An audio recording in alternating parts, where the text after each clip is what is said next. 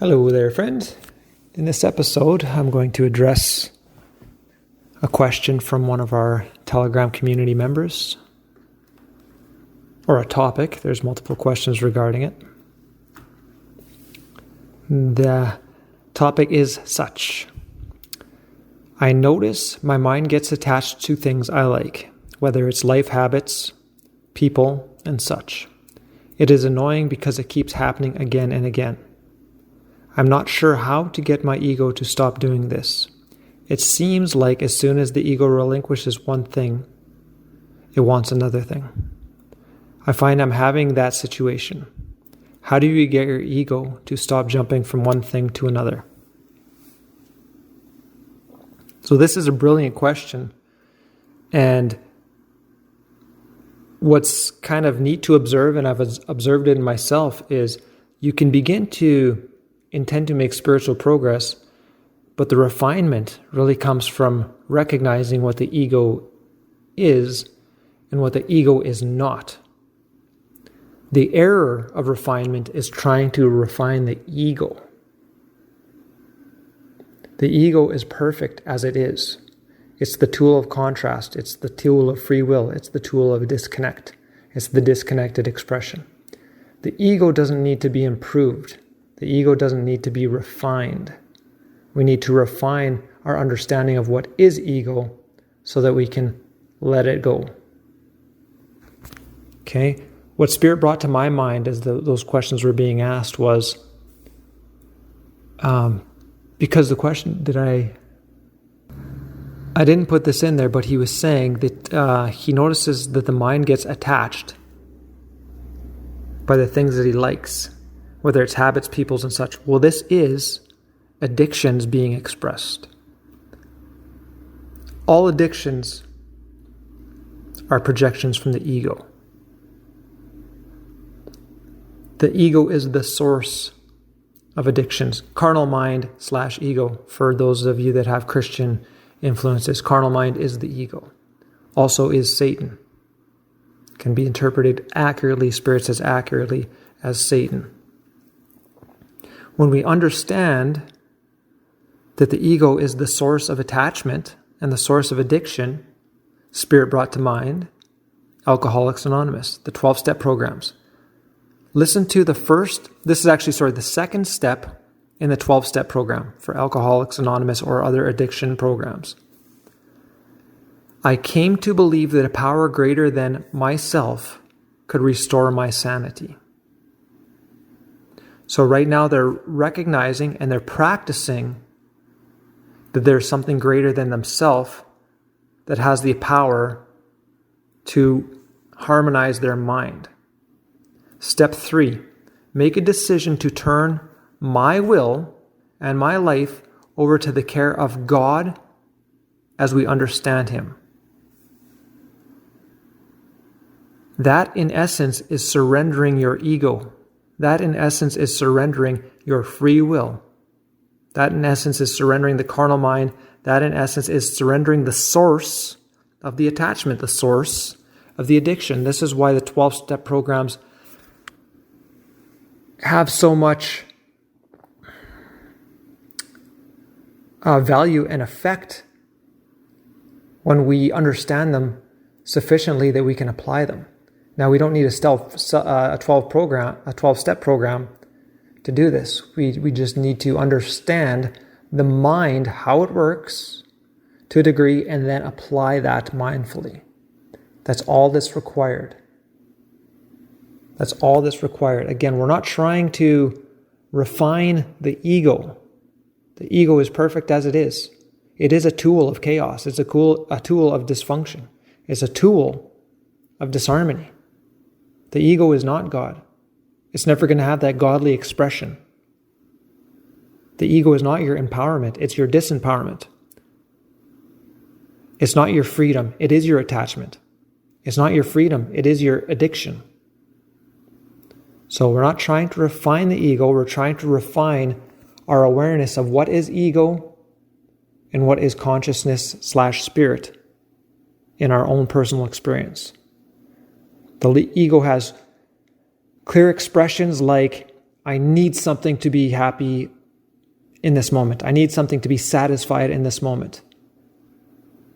Where the spirit doesn't rely on those external things.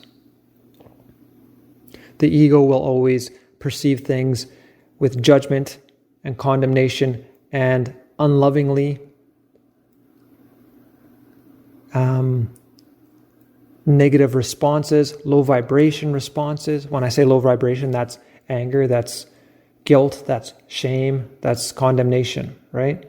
Those are all egoistic interpretations, misinterpretations of the divine, of the situation, of the divinity that's actually within that situation. It just can't acknowledge it. It can't recognize it. So it misses it as it's trying to give its best interpretation.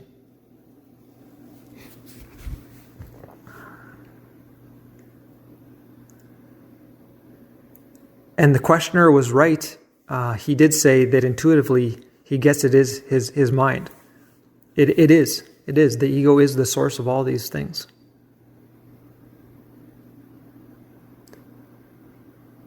How do you get the ego to stop jumping from one thing to another? You don't. You need to pull your awareness back and then stop, instead of watching everything that the ego throws up into your awareness, taking direction from it and responding to it, you surrender it. You remain still. You still your beingness. Everything that comes to your mind isn't intended for you to take direction from. And if it's unloving, if it's disconnected, if it's carnal, if it's ego, it's going to mislead you. It's going to express itself as attachment, as addiction. The questioner says it seems like as soon as the ego relinquishes one thing, it wants another thing. So if you stop wanting cigarettes, now it wants alcohol. If you stop wanting alcohol, now it wants food. It doesn't only do that when you relinquish things. It does that when you attain and acquire things. It's chasing this, the ego has you chasing this illusionary carrot. But once you get the carrot, once you get the perceived carrot, a new carrot automatically appears because the ego isn't complete. It's always moving from an interpretation of lack and limitation. So you can never sustain its happiness. Everything is a temporary satisfaction with the ego because it's disconnected from source. It's disconnected from replenishment. So you have to keep on working in order to satisfy the unsatisfiable. It's an illusion. Everything that we're doing in our world to satisfy this ego it almost, as soon as we acquire it, its value diminishes and the new carrot appears. The new carrot comes in front of us. Now what does ego suggest we need to acquire in order to be happy? But when you understand that the ego never really gets you happy, it gets that temporary satisfaction. But as soon as you acquire something, there's always another thing that you have to strive towards. And that's the carnal. You're always striving externally. You're always striving physically. You're always striving in the earthly mind. You're always striving in the physical realm. Spirit doesn't include striving. A spiritual connection is actually the surrender of this interpretation that striving is necessary. Do it in consciousness and allow consciousness to manifest it. Consciousness is the creator. Thought proceeds manifestation. So if we think mindfully, we create mindfully. If we aren't diligent about what's going on in our mind, we can allow this ego carnal mind to run amok and express itself as attachments and addictions, and by extension, suffering, right?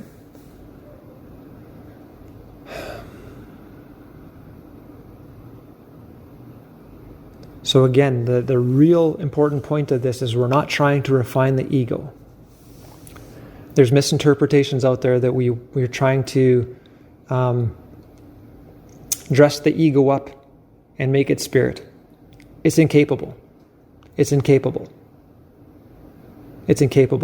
The best that the ego has to offer you is still suffering, is still limitation.